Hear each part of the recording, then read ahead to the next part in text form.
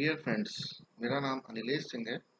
आज के इस लेक्चर में मैं आईआईटी जैम फिजिक्स में जितनी भी डिजिटल इलेक्ट्रॉनिक्स से रिलेटेड प्रॉब्लम्स आई हुई हैं प्रीवियस ईयर्स में, और उन प्रॉब्लम्स के सलूशन को डिस्कस करूंगा।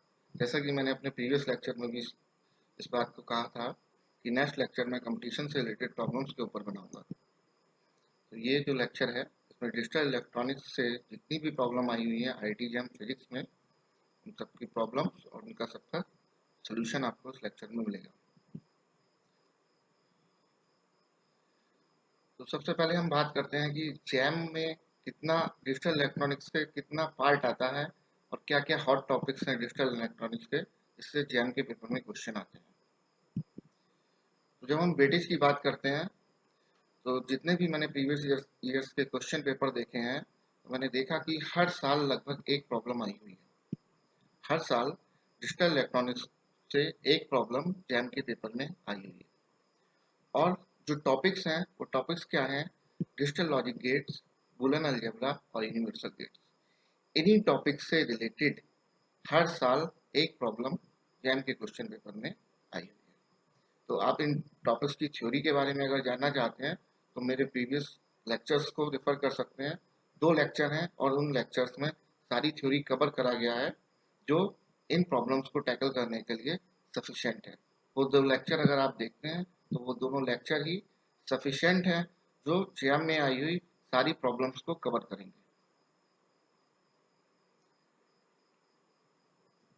अब हम क्वेश्चंस लेते हैं। तो सबसे पहले क्वेश्चन लेते हैं, जैम 2007 में आया हुआ है।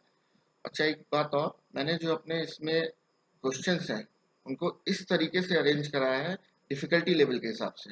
मैंने ईयर वाइज अरेंज नहीं करा है, तो ईयर आपको जो यहाँ पे देखने को मिलेंगे वो रैंडम ईयर्स होंगे। ओके, तो डिफिकल्टी लेवल के हिसाब से क्वेश्चंस को अरेंज करा गया है। जो क्वेश्चंस इजी हैं वो क्वेश्चंस पहले रखे गए हैं और जो क्वेश्चंस थोड़े टफ हैं उन क्वेश्चंस को बाद में लिखा है। ऐसे मेरे हिसाब से तो जैम में जितनी भी प्रॉब्लम्स आई हुई हैं सारी बहुत ही इजी प्रॉब्लम्स हैं। तो ये प्रॉब्लम हम देख सकते हैं। फिगर दिया हुआ है यहाँ पे दो, figure 1 and figure 2 represent respectively. आप देख सकते हैं नैंड गेट का डायग्राम है और ये बबल डॉट गेट है। तो according to the De Morgan theorem, a NAND gate is equivalent to the bubble dot gate. तो ये दोनों डायग्राम क्या है? सेम ही चीज को रिप्रेजेंट कर रहे हैं। तो ये भी नैंड गेट है और ये भी नैंड गेट ही है। तो इसका सी आंसर जो है वो करेक्ट आंसर होगा। A dot B bar equal to A bar plus B bar. So NAND gate is equal to bubbled OR gate. Next problem, JAM 2018 में आया हुआ है। The Boolean expression A bar plus B, A plus B bar can simplified to. अब इस तरीके की problems को solve करने के 2 तरीके हैं। एक तो आप इसको सिंपली फंक्शन को सिंप्लीफाई कर सकते हैं यूजिंग बूलियन अलजेब्रा। दूसरा आप लॉजिक यूज कर सकते हैं इस प्रॉब्लम को सॉल्व करने के लिए। तो पहले तो हम इस प्रॉब्लम को सॉल्व करते हैं बूलियन अलजेब्रा के थ्रू। इस फंक्शन को मैंने लिख दिया है, ए बी बार है, इसको ओपन कर दिया है, A bar plus B bar, A bar plus B, A plus B बार। आप यहाँ पे लिख सकते हैं ए बार प्लस बी बार। अब इन दोनों की मल्टीप्लाई कर दी है, A bar A bar B bar plus B A plus B B bar. This A bar this is equal to 0 according to the basic rules of Boolean algebra. B bar this is also equal to 0। यहाँ पे जो बची हुई term होंगी वो क्या होंगी? A bar B bar plus B A B plus A bar. अब इस टर्म की और इस टर्म की दोनों की मल्टीप्लाई कर दी है, A bar A B plus A bar B bar plus A B B bar plus A bar B bar B bar. यहाँ से आप देख सकते हो this A bar this is equal to 0, ये टर्म 0 हो जाएगी। This is B B bar, this term is equal to 0। Terms क्या बचेंगी? A bar B bar A bar B bar B bar. अब ए बार according to the basic rules of Boolean algebra, X bar X equal to X, तो X bar equal to X bar. यहाँ पे हमारा क्या बचेगा? सिर्फ ए बार बचेगा। तो यहाँ से क्या टर्म मिलेगी? ए बार बी बार। और यहाँ से आपकी क्या टर्म मिलेगी, ए बार बी बार। तो आपकी जो टर्म मिली क्या है, A bar B bar plus A bar B bar. Again X plus X equal to X, A bar B bar this is equal to A bar B bar. तो यहाँ पे हमें आंसर इसका क्या मिला, ए प्लस बी का bar. This answer is answer C, A plus B का bar. इसका आंसर सी करेक्ट है। अब हम देखते हैं कि इस प्रॉब्लम को हम लॉजिक के थ्रू कैसे सॉल्व कर सकते हैं।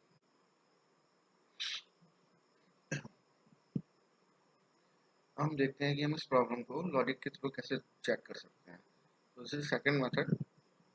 तो हम क्या करेंगे, लॉजिक से चेक करने के लिए इसमें जीरो एंड बैंड अप्लाई करेंगे इस फंक्शन में और देखेंगे कि ये क्या आउटपुट दे रहा है। तो आप देख सकते हो कि क्या है, टू इनपुट फंक्शन है। टू इनपुट फंक्शन के लिए चार कॉम्बिनेशन हो सकते हैं, 0 0 0 1 1 0 1। तो उससे हम इसको वेरीफाई करेंगे। तो हम इस टर्म को चेक करते हैं। ये टर्म एक नैंड गेट की टर्म है। तो नैंड गेट की टर्म कैसे वर्क करती है, तो इसमें हम सबसे पहले 0 0 पुट करते हैं। जब हम 0 0 पुट करेंगे हमें आउटपुट यहाँ में 1 मिलेगा। 0 1 के लिए भी हमें आउटपुट 1 मिलेगा। 1 0 के लिए भी हमें आउटपुट 1 मिलेगा। और 1 1 के केस में जब दोनों आउटपुट क्या होंगे, 1 1 होंगे, तब हमें 0 मिलेगा। यानी नैंड गेट के लिए जब दोनों इनपुट 1 1 होते हैं तब हमें 0 मिलता है, बाकी रेस्ट ऑफ द केसेस के लिए हमें 1 मिलता है। तो अब इन दोनों टर्म्स को भी हम देख सकते हैं। तो इन दोनों टर्म्स में हमारा क्या है, जब भी कोई एक इनपुट 0 होगा और दूसरा इनपुट 1 होगा, तब इनमें से एक टर्म 0 हो जाएगी और वो पूरे फंक्शन को क्या कर देगी, 0 कर देगी। तो यहाँ से हम देख सकते हैं कि 1 0 और 0 1 वाले दोनों केसेस के लिए हमें क्या मिल रहा है, 0 मिल रहा है। तो हमारे पास 1 0 के लिए भी हमें 0 मिल गया, 0 1 के लिए भी हमें 0 मिल गया, और 1 1 के लिए भी हमें क्या मिल गया, 0 मिल गया। लेकिन 0 0 के लिए हमें क्या मिल रहा है, यहाँ से 0 0 वाले केस के लिए 1 मिल रहा है। बाकी सारे केसेस के लिए हमें यहाँ से क्या मिल रहा है, आपका आउटपुट 0 मिल रहा है। तो जब इनपुट 0 0 होगा तो हमें आउटपुट 1 मिलेगा। बाकी रेस्ट ऑफ द केसेस के लिए हमें यहाँ से आउटपुट जो मिलेगा वो क्या मिलेगा, 0 मिलेगा। यही ये जो आपकी ट्रुथ टेबल सेटिस्फाई हुई है, ये ट्रुथ टेबल किसकी है, नॉर गेट की है। नॉर गेट के लिए जब हमारा इनपुट 0 0 होता है तो हमें आउटपुट 1 मिलता है, और बाकी केसेस के लिए हमारा आउटपुट क्या होता है, 0 होता है। हम इजीली कह सकते हैं कि ये जो फंक्शन है ये नॉर गेट को सेटिस्फाई करता है। नॉर गेट का फंक्शन यहाँ पे लिखा हुआ जो है सी ए प्लस बी का बार। इस बुलर एक्सप्रेशन का ये करेक्ट आंसर है। तो इस मेथड को यूज करके हम इस बूलियन अलजेब्रा को करने से बच सकते हैं और इजीली हम इसका सलूशन निकाल सकते हैं।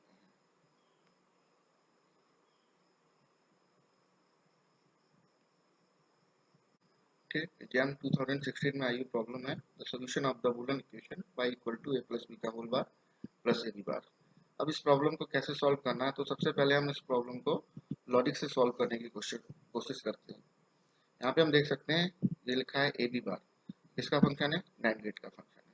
तो ये जो आपका फंक्शन है नैंड गेट के ऑपरेशन को फुलफिल करेगा। अब हम इस फंक्शन को चेक करते हैं। इस फंक्शन में अगर हम 0 0 पुट करते हैं, जब हम 0 0 पुट करेंगे तो हमें 1 मिलेगा, और अगर हम 1 1 पुट करते हैं तो हमें 0 मिलेगा। या फिर इनमें से कोई भी एक 1 होगा तो हमें यहाँ पे क्या मिलेगा, 0 मिलेगा। यानी कि ये फंक्शन क्या है, आउटपुट 1 कब दे रहा है, जब दोनों 0 हैं तब ये आउटपुट क्या दे रहा है, 1 दे रहा है। तो इस फंक्शन से हमें सिर्फ इतना ही मिल रहा है, लेकिन ये फंक्शन इसको कंप्लीट कर रहा है, प्लस साइन के साथ में ये फंक्शन है। तो इसमें क्या है, कोई भी एक भी 0 होगा तब भी ये क्या दे देगा, 1 दे देगा। लेकिन जब केस क्या होगा हमारा, दोनों हमारे क्या होंगे, 1 होंगे। जब दोनों हमारे 1 होंगे तो यहाँ से भी 0 मिलेगा, और जब दोनों हमारे 1 होंगे तो हमें यहाँ से भी 0 मिलेगा। यही क्या है, आपकी नैंड गेट की ट्रुथ टेबल है, नैंड गेट का बिहेवियर है कि जब इनपुट दोनों इनपुट 1 होंगे तो आउटपुट 0 मिलेगा, बाकी रेस्ट ऑफ द केसेस के लिए आउटपुट क्या मिलेगा, 1 मिलेगा। इजिली इस फंक्शन को देखकर हम ये कह सकते हैं कि ये क्या है, नैंड गेट की ट्रुथ टेबल को सेटिस्फाई कर रहा है। अब आंसर्स देखते हैं। यहाँ पे हम सिंपली देखते हैं तो हमें बी आंसर ये मिल रहा है, ए बी बार। ये क्या है, नैंड गेट का फंक्शन है। तो सिंपल देखने में आपको लग रहा है कि ये आंसर इसका बी आंसर करेक्ट है, लेकिन सेम आंसर इसमें एक और है, ए बी बार। ए बी बार को हम क्या लिख सकते हैं, ए बार प्लस बी बार। देखिए आप, ये आंसर भी दिया हुआ है, this is A bar plus B bar. ये भी नैंड गेट की ट्रुथ टेबल को सेटिस्फाई कर रहा है और ये भी नैंड गेट की ट्रुथ टेबल को सेटिस्फाई कर रहा है।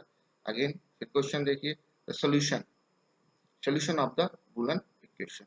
ये बात किस चीज की कर रहा है, सॉल्यूशन की।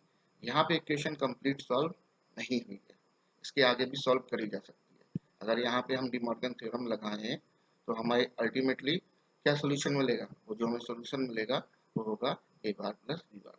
तो इस क्वेश्चन का मोस्ट अप्रोप्रिएट आंसर जो है वो क्या है, डी है। अब देखिए दोनों तरीके से इसको सॉल्व करा है। पहले जो लॉजिक से सॉल्व करा है वो आपको बता दिया है, नैंड गेट की ट्रुथ टेबल मिल रही है, उसका बूलियन अलजेब्रा से सॉल्व करा है, ए प्लस बी का बार प्लस ए बार बी बार।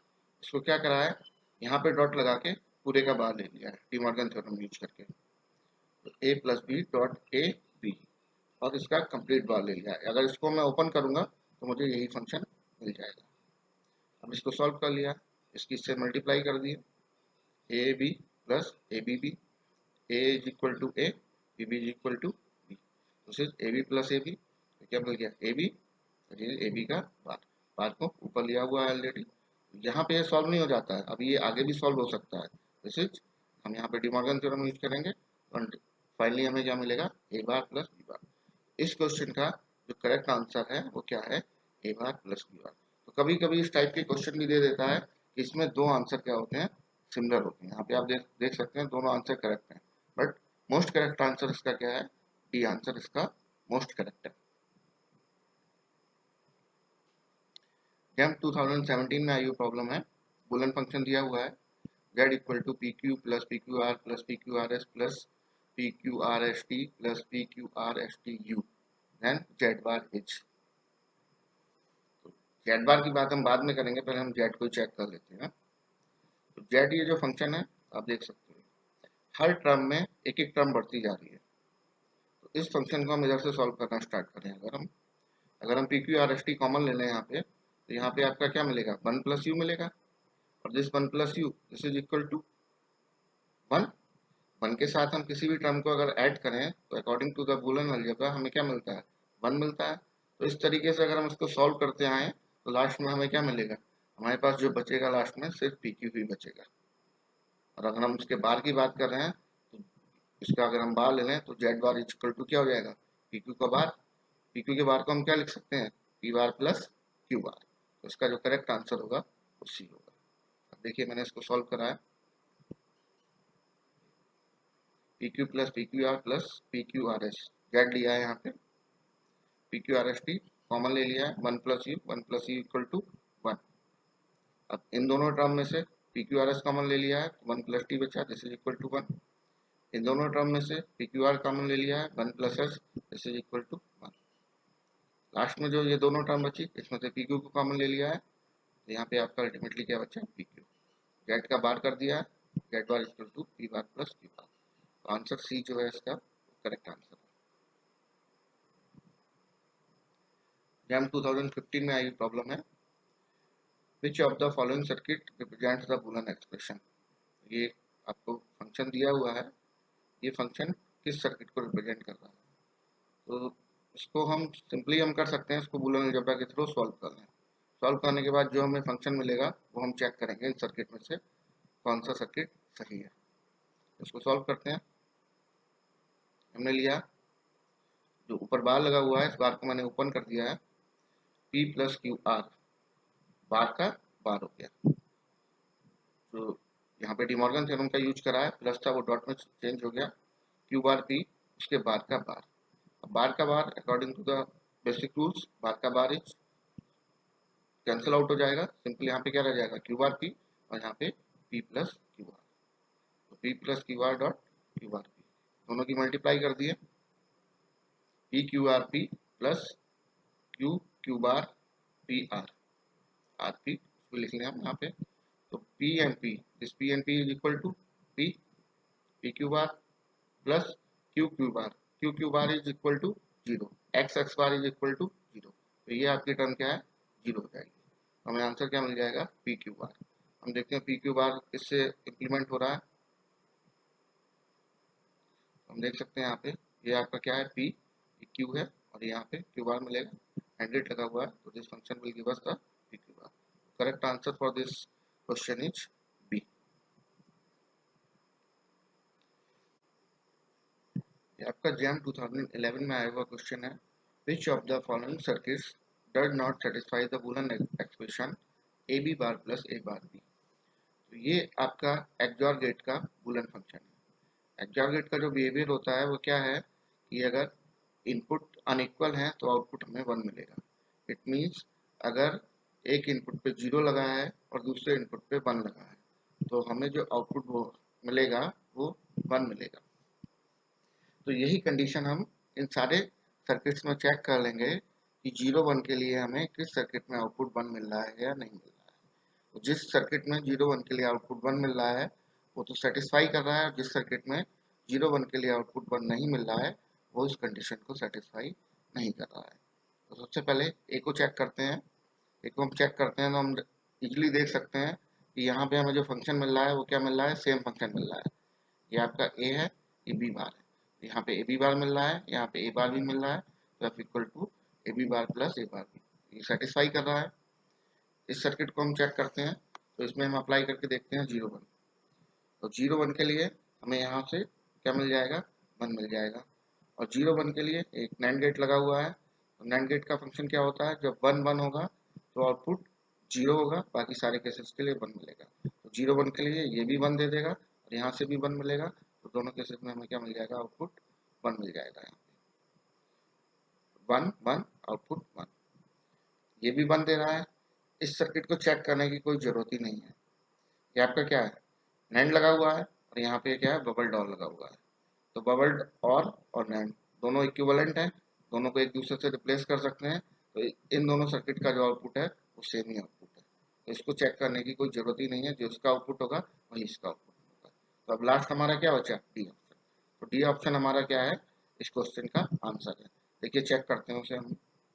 हमने 0 1 अप्लाई करा तो यहाँ पे 0 मिल गया, यहाँ 0 1 अप्लाई करा तो यहाँ पे भी 0 मिल गया, यहाँ पे भी 0 है, यहाँ पे भी 0, आउटपुट हमें क्या मिल रहा है, 0। 0 1 वाली कंडीशन को ये सर्किट सेटिस्फाई नहीं कर रहा है, तो इस क्वेश्चन का सही आंसर जो है वो क्या है, डी।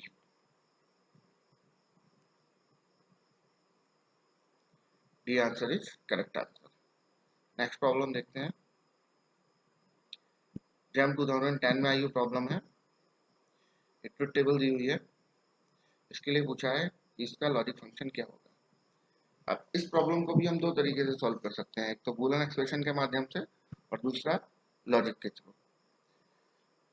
तो लॉजिक के थ्रू क्या है, हम देख सकते हैं कि इस ट्रुथ टेबल में हमें किस किस पोजीशन पे आउटपुट 1 मिल रहा है। तो हम इस ट्रुथ टेबल को चेक करते हैं कि ट्रुथ टेबल कैसे इन फंक्शन को सेटिस्फाई कर रही है। ओके, तो सबसे पहले हम देखते हैं कि कहाँ कहाँ किस किस पोजीशन पे 1 है। ये 1, यहाँ पे 1 है, यहाँ पे 1 है और यहाँ पे 1 है। तो ये जो चार केस हैं हमारे 1 1 1 1 वाले, ये चारों इन फंक्शन को किसी एक पर्टिकुलर फंक्शन को सेटिस्फाई करना चाहिए। तो हम कह सकते हैं कि वो फंक्शन इस ट्रुथ टेबल को प्रोवाइड कर रहा है। ओके, तो हम चेक करते हैं। एक केस हमारा ये है इसमें तीनों 0 हैं। इस केस में हमारा बी बार सी बार है, इस केस में हमारा बी बार सी है, इस केस में हमारा बी सी बार है। ओके, तो हम चेक करते हैं, हम यहीं से चेक करना स्टार्ट करते हैं उसको। तो इसमें क्या कॉम्बिनेशन हो सकता है, हमारा बी सी बार का कॉम्बिनेशन हो सकता है या फिर ए सी बार का कॉम्बिनेशन हो सकता है। तो हम देखेंगे बी सी बार या ए सी बार वाली टर्म कहाँ कहाँ है। ए सी बार इसमें मिल रहा है लेकिन बी सी बार नहीं मिल रहा है, ए सी बार इसमें भी मिल रहा है, ये आंसर नहीं हो सकता है, ये आंसर भी नहीं हो सकता है। तो इन दोनों में से कोई एक आंसर हो सकता है। तो ए सी बार हमें दोनों टर्म में मिल रहा है। ओके, ये हम चेक करते हैं। यहाँ पे क्या है, बी बार सी, बी बार सी। तो बी बार सी हमें इस टर्म में मिल रहा है लेकिन हमें इस टर्म में नहीं मिल रहा है। बी बार सी के साथ साथ यहाँ पे ए बी बार भी हो सकता है। ए बी बार हमें इसमें मिल रहा है और इसमें मिल रहा है, लेकिन ये पहला सेटिस्फाई नहीं कर रहा है। तो हमें इस फंक्शन में हमें क्या है, दो टर्म मिल गई जो सेटिस्फाई कर रहा है। इसको हम चेक करते हैं। यहाँ से हम देख सकते हैं ए बी बार या फिर B bar C bar. A B bar, A B bar यहाँ पे मिल रहा है, बी बार सी बार, बी बार सी बार भी यहाँ पे मिल रहा है। तो ये जो हमारा फंक्शन है ये इन तीनों केस को सेटिस्फाई कर रहा है। चौथा केस भी चेक कर लेते हैं, 0 0 0। जब तीनों 0 हैं तो ए सी बार ये टर्म 0 हो जाएगी, बी बार सी बार, लेकिन ये टर्म हमें क्या दे देगी, 1 दे देगी। तो ये जो डी ऑप्शन है इसको भी सेटिस्फाई कर रहा है। तो हम इजीली चेक कर सकते हैं इस ट्रिक से कि कैसे हमें इस तरीके की प्रॉब्लम को सॉल्व करना है। हमें बस जस्ट लॉजिक से आइडेंटिफाई करना है कि कैसे हम टर्म्स को चेक करें। तो इजीली हमने चेक कर लिया कि ये जो हमारा डी फंक्शन है इस ट्रुथ टेबल को सेटिस्फाई कर रहा है। ये तो हो गया लॉजिक से। अब इसको सॉल्व करने का दूसरा तरीका है, उसका बूलियन फंक्शन लिख सकते हैं और उसको सॉल्व कर सकते हैं। देखिए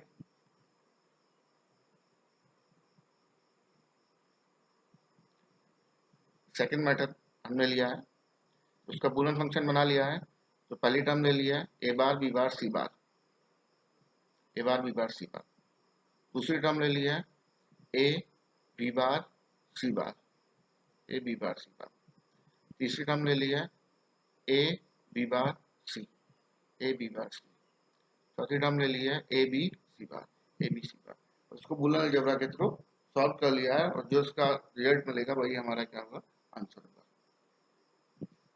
तो A bar B bar C bar plus A B bar common ले लिया, C plus C bar is equal to 1 plus A B C bar. ये हमें फंक्शन मिल गया A bar B bar C bar plus A B bar plus A B C bar, A bar B bar C bar. फिर हमने यहाँ पे A common ले लिया, B bar plus B C bar, A bar B bar C bar plus ए। इसको open कर दिया, इसको जब हम ओपन करेंगे तो क्या हमें मिलेगा, B bar plus B and B bar plus B bar plus B and B bar plus C bar. Boolean algebra का यूज करते हुए हमने इसे ओपन कर दिया। तो B plus B bar is equal to 1, ये टर्म 1 हो जाएगी। तो यहाँ से हमें क्या मिलेगा, ए और B bar plus C bar, ये टर्म बचेगी। इसको अगर हम और ओपन कर दें तो ए B bar plus A C बार हमें मिल जाएगा। हमने यहाँ पे लिख दिया है। हमने अगेन ये टर्म ली और ये टर्म ली, इसमें से हमने सी बार को सेपरेट कर दिया, कॉमन ले लिया। तो हमारा ए plus A bar B bar, again इसको ओपन कर दिया, ए plus A bar A plus B बार। हमने इसको ओपन कर दिया, इसकी वैल्यू 1 हो जाएगी। यहाँ पे आपका B bar plus A C bar plus A B bar. तो आपका आउटपुट क्या मिला, A plus B bar C bar plus A B bar. यहाँ से आप देख सकते हो this is the correct answer. तो आप इस तरीके की प्रॉब्लम को कैसे भी सॉल्व कर सकते हो। आप चाहे तो बूलियन अलजेब्रा के थ्रू से सॉल्व कर लो और चाहे तो लॉजिक के थ्रू सॉल्व कर लो। इस तरीके से सॉल्व करने में आपको टाइम लग सकता है, बट आप डायरेक्ट इनपुट पुट करके चेक कर लेंगे, प्रॉब्लम इजीली और कम टाइम में सॉल्व हो जाएगी।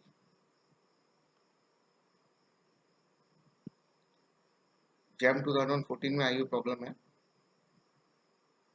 सर्किट दिया हुआ है, इसके इनपुट दिए हुए हैं और आउटपुट पूछे हैं। बेसिकली ये जो सर्किट है binary to gray code converter का सर्किट है, लेकिन अभी हमारा उससे कोई कंसर्न नहीं है। हम यहाँ पे इनपुट लगाएंगे और चेक करेंगे। हम इनपुट अप्लाई करते हैं 1011 1011 अप्लाई कर दिया, 1 का एज इट इज 1 आ जाएगा, 10 का एक्सऑर करेंगे 1 मिल जाएगा, फिर इस 1 का 1 के साथ एक्सऑर करेंगे 0 मिल जाएगा, फिर इस 0 का 1 के साथ हम एक्सऑर करेंगे, फिर हमें क्या मिल जाएगा, 1 मिल जाएगा।